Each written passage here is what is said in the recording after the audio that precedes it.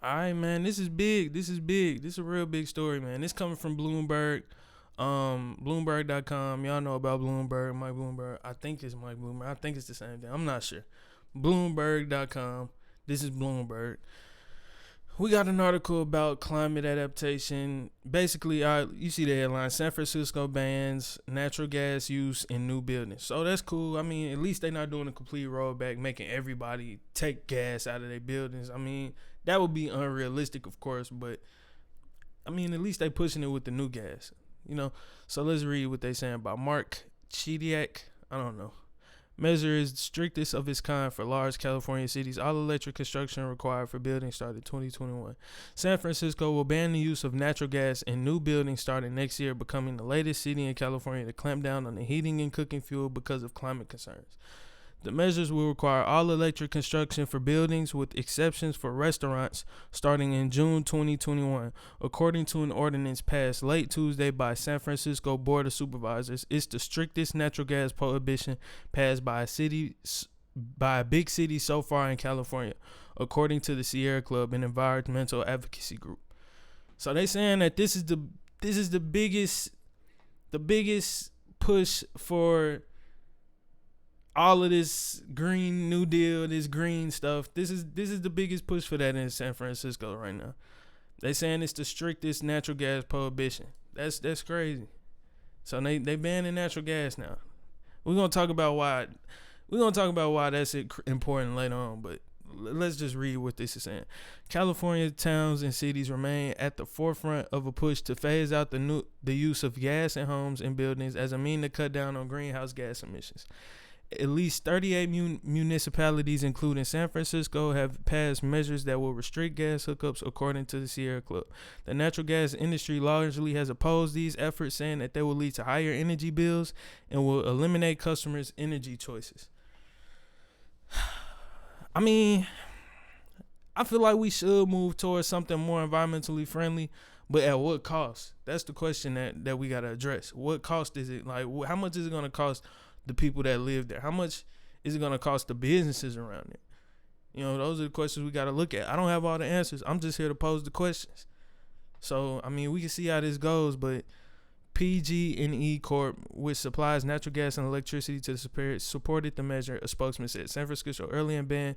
Of course, they'll support the effort because they're going to make money off of it regardless. I mean, the money going straight to them, I'd assume. San Francisco earlier banned natural gas in the city in new city-owned buildings. The fuel accounted for about 80% of the building emissions in the city in 2017, according to the ordinance. So we got a tweet from Raphael Mandelman. Natural gas is the second largest source of greenhouse gas emissions in San Francisco and poses major health and safety. What natural gases even come from a house? I know it's not carbon. Couldn't be carbon. I mean, what natural gases are they even talking about? Second largest source of greenhouse gas, supervisor. So I mean, I just need to know, like, what natural gases are they talking about? And in reality, is global warming, is it caused by us? Like, this is what we don't even know about climate change. We don't know whether or not humans are the main source. We don't know that. There's plenty of other factors that come into play, especially considering the fact that we were in an ice age before. What brought us out of that ice age to begin with?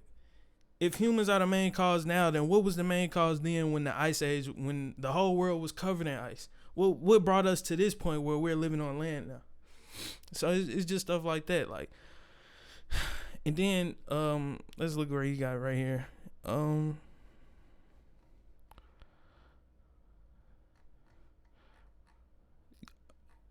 Pretty much everything on here, though. I mean, it really wasn't much else to be said.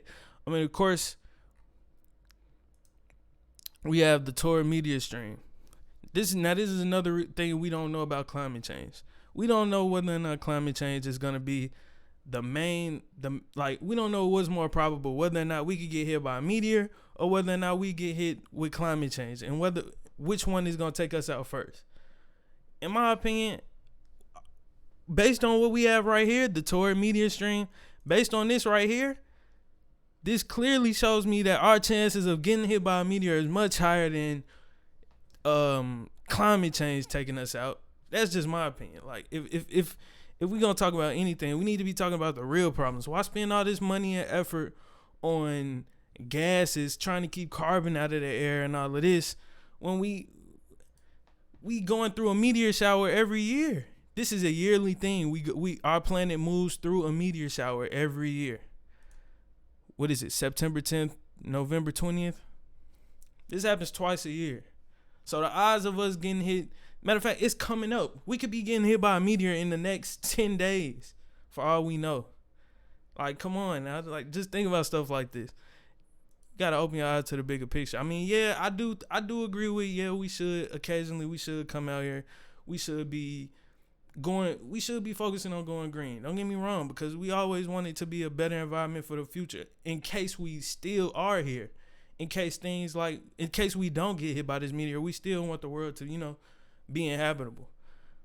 But if we spend all this money, shouldn't we be investing in ways to protect our whole planet from a comet, or even protect ourselves in a way to where we can detect them and know, all right, if this comet coming from this trajectory, I mean, we already know to a degree, but we need to advance. We need to advance in this technology. This is much more important to me.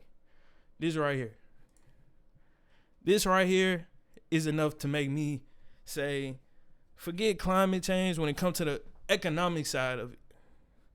Now, if we can get rid of climate change and nobody's money and nobody's pockets is affected, then cool. But this right here, this got to be taken care of first. We got to know for sure that every year we pass through this belt right here, every year that we pass through this right here, this is one time. I'm assuming this is the earliest part. What is that? September, and this is the November or whatever. I don't know how it goes. It's 2 times a year though. This is what I'm worried about. I want to know whether or not we can make it through all of this 2 times a year for the rest of all of our lives, for the rest of this planet's life. That's the thing, man. Scientists try to challenge all the world was ended by a meteor the last few times. Science tries to challenge all that. Excuse me. Scientists try to challenge all of that, but at the end of the day, they contradict themselves just like all the other religions. Yes, science is a religion in some cases. So yeah, I mean, I don't know. That's just my spiel on it, bro. If y'all want to talk about anything else with it, y'all do what y'all do, man. Dang, I think my camera was froze on here. Either way it go, man. Shoot, y'all heard what I had to say.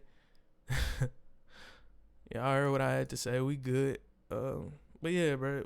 Y'all heard what I had to say. I'm out of it, man. Later.